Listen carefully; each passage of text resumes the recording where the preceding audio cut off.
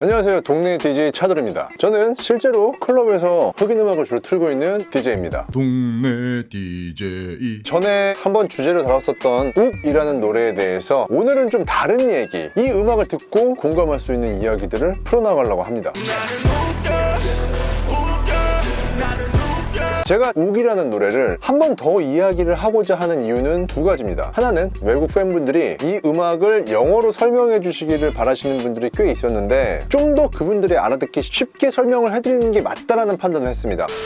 두 번째는요, 요즘에 제 머릿속에 이 노래 가사만 떠올라요, 진짜로. 그래 욱해라 욱 제가 될 때까지. 그래서 오늘 이 음악의 메시지에 대해서 여러분들과 공감을 좀 하면서 좀 꺼내기 어려운 그런 얘기들도 할 겁니다.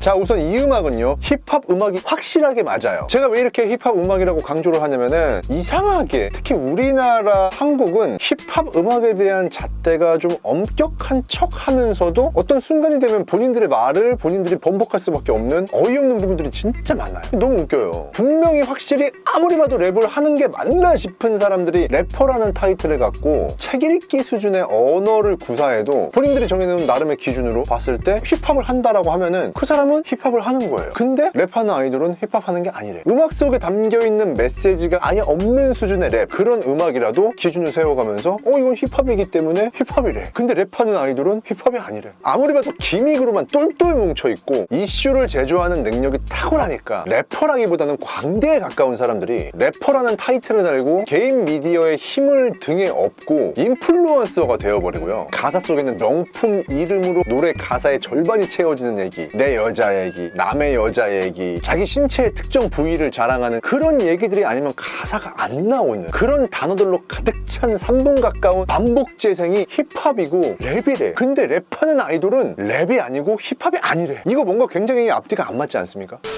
지금 일어나는 현상들을 보면은 이센스나 저스티디스, 산이 같은 사람들이 방송에 굳이 안 나와도 사람들한테 잊혀지지 않고 왜 오래 가겠어요? 우선 랩을 진짜 잘하고 가사 속의 메시지가 끝내주잖아. 사람의 마음을 움직이잖아. 서로 이해해 예신하기만 하던 주정뱅이가 변하긴 했네. 댐베인 앨범 같은 걸 왜 내 어차피 얘네 한국밖에 안 들을 텐데 This is payback. 너무나 오래 마시었나봐. 보여준 것들 다 잊었나봐. 한물 같다고 생각되나봐.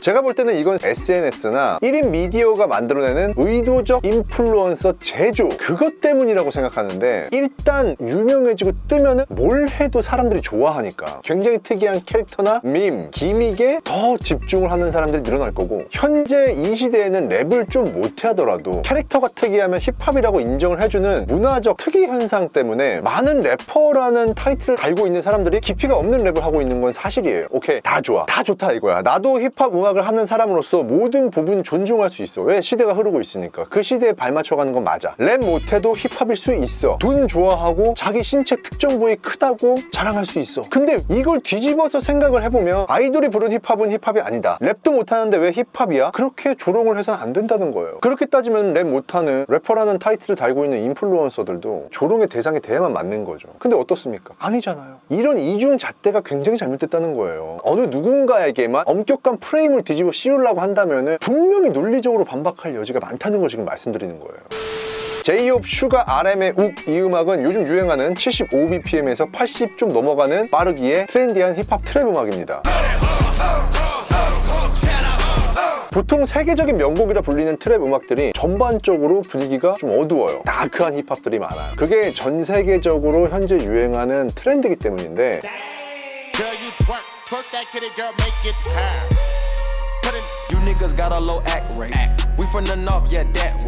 처음 접하시는 분들은 거부감이 상당히 많이 느껴지는 것도 사실이에요. DJ인 저도 처음에 그런 다크하고 굉장히 느린 힙합 음악을 들었을 때 이게 뭐야? 이게 힙합이야? 받아들이기 힘들었었거든. 근데 이거를 즐기다 보면은 속에서부터 끌어오르는 바운스를 타고 있는 자기 자신을 발견하게 됩니다. 근데 이 트랩 음악이 빠르기별로 좀 분위기가 달라요. 60bpm대의 음악은 전반적으로 굉장히 다크합니다.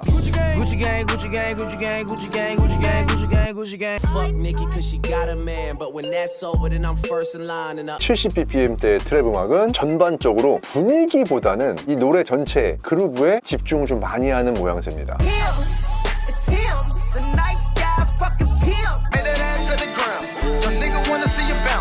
근데 이 75bpm대 트랩 음악부터는 좀 얘기가 달라져요. 전부터 얘기했던 이모 힙합, 클라우드 랩, 싱잉 랩 이런 힙합 음악들이 대부분 75bpm 전후로 많습니다.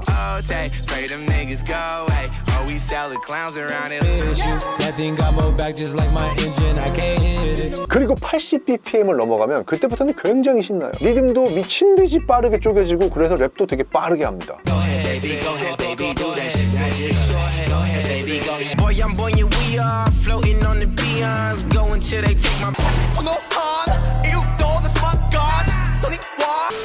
들어보시면은 75bpm 전후의 트랩 음악하고 80bpm 전후의 트랩 음악하고 불과 5 정도밖에 차이가 안 나는데 분위기가 굉장히 다르죠.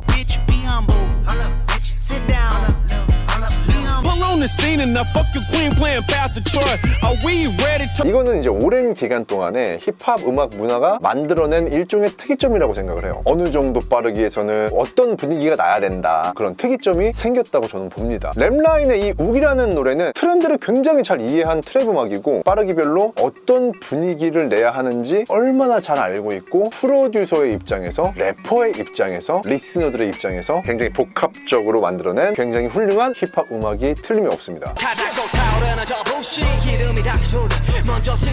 노래를 자세히 들어보면 굉장히 단순해요. 힙합 음악이라는 게 원래 아주 극단적인 루핑 음악이에요. 그러니까 반복되는 음악. 거기에 조금씩 악기들을 추가하면서 음악의 완성도를 높이긴 하는데 그래도 굉장히 단순합니다. 실제로 힙합 음악은요, 비트하고 베이스만 있으면 되는 음악이에요. 거기에 약간의 멜로디 정도? 왜냐면 음악 자체를 단순하게 만들어야 래퍼들의 랩이 굉장히 잘 들리거든. 랩 음악이라는 거는 랩을 위해서 만들어진 음악이잖아요. 근데 거기에 엄청 복잡하고 요란스러운 소리가 많이 섞여 들어갔다고 생각해보세요. 그러면 랩이 묻혀버릴 수도 있잖아. 그래서 힙합 음악은 코드가 굉장히 단조로울 수밖에 없어요. 너무 코드가 현란하면 랩에 집중이 안 되거든.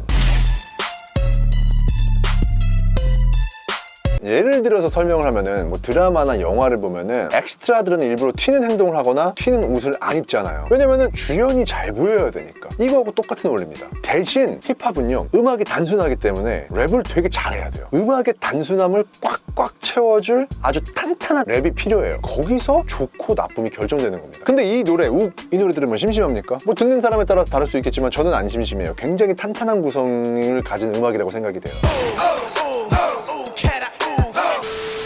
그리고 이 노래의 내용에 대해서 제가 오늘 진짜 하고 싶은 말이었는데 이 음악이 제 귀에 지금 맴도는 이유는 제가 지금 겪었던 일련의 사건들, 그리고 요즘 세상이 돌아가는 상황, 이런 것들하고 이 노래의 가사가 너무 잘 어울리기 때문이에요. 욱이라는 의미는 뭔가 몸 안에서 입으로 올라올 때, 그러니까 오버히트 할 때 욱 이러잖아요.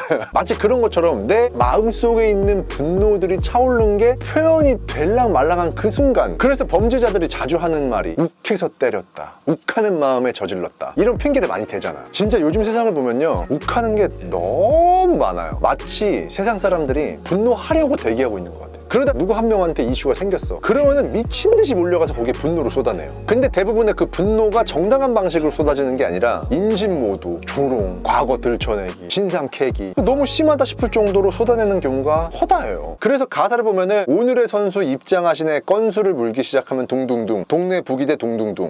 오늘의 선수 입장하시네, 건수 물기 시작한 둥둥. 이 가사의 의미는 선수라는 건 분노할 준비가 된 사람들을 말하는 거겠죠. 건수라는 건 이슈를 얘기하는 거잖아요. 야, 오늘 건수 하나 잡았다, 뭐 이렇게 표현하잖아요. 그것처럼 선수가 건수를 잡았기 때문에 동네 북처럼 두들겨 팬다. 지금 현재 사회 현상을 굉장히 잘 표현한 구절인 거예요. 또 가사에서 보면은 분노할 수만 있다면 남의 삶에 피해가 있는 건 I don't like, 그건 stop. 제가 앞서 말씀드렸듯이 분노를 막 준비하고 있는 사람은 분노를 할 수만 있다면 어느 누가 어떤 상처를 입고 어떤 상황에 빠진다고 해도 괜찮은 것 같아요. 삶의 터전 하나가 없어지던, 어떤 사람이 우울증에 빠져서 극단적인 선택을 하던 상관없어요. 분노할 기회만 호시탐탐 노리는 사람들이 너무 많아 보여요. 사실 확인이 안 된 아주 잘못된 정보에 휩쓸려서 한 사람 인생을 파멸로까지 몰고 갔던 사건들 많잖아요. 그럴 때마다 실제로 그 인생 파멸로 몰고 갔던 사람들, 그 사람들은 사과 한마디 없이 그냥 아무 일 없었던 것처럼 잘 살아가고 있잖아요. 한 사람의 인생을 파멸해버렸는데. 그리고 또 있잖아요. 오히려 언론하고 방송 미디어들이 그걸 더 심하게 조장을 해요. 자극적이어야 뷰수가 잘 나오니까. 더 심하게 한 사람 때려놔야 조회수 잘 나오거든. 그리고 본인들은 뒤에서 가만히 팔짱 끼고 지켜보고 있으면 사람들이 알아서 다 분노해주니까. 언론들도 정말 잘못하는 거예요. 동네 DJ. 제가 요즘 시간이 좀 많다 보니까 세상을 쭉 돌아다 보니까 마음이 참 좋지가 않아요. 그러다 보니까 제이홉 슈가 RM의 욱 가사가 굉장히 많이 떠오릅니다. 여러분, 안 그래도 힘든 세상인데 분노를 위해서 살지 마세요, 제발.